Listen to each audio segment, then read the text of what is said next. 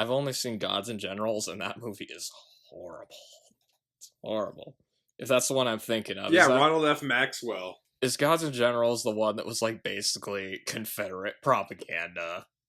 Yeah. Yeah. So he did Gettysburg, which was, like, Union propaganda, and then Gods and Generals, which was Confederate I've propaganda. never actually seen Gettysburg in full. I've heard Gettysburg is really good, which makes Gods and Generals really disappointing. I've always put off watching that one just because it's so long. It's like 4 hours long.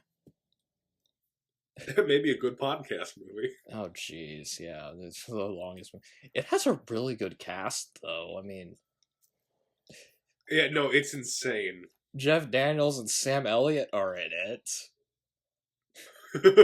Tom Berenger, Martin Sheen. I mean, this cast, wow. George Lazenby is in it. There's also a bunch of U.S. politicians that have, like, cameo roles, pretty much. Really, huh? Ken Burns has a cameo. Of course he does. Anyway, we're getting off topic. Okay.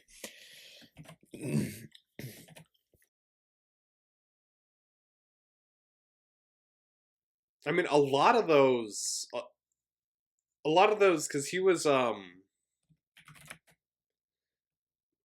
because he was sort of not integrated with, but he had like some connection to, like, you know, the aviation sphere and stuff.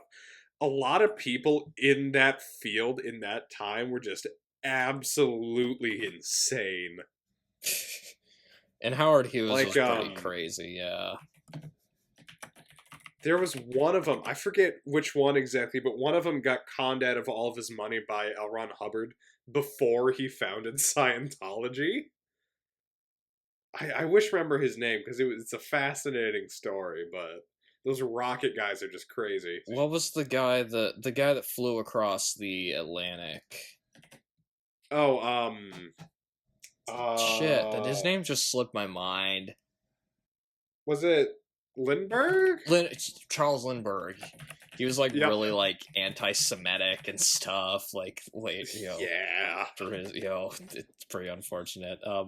And then Howard Hughes, like, he had like, to be fair with Howard Hughes, he had like OCD during a time when that wasn't, like, nobody really knew what it was, so that's why he was kind of crazy. Yeah. Again, if you've seen The Aviator, or like read about him, so you kind of have an idea.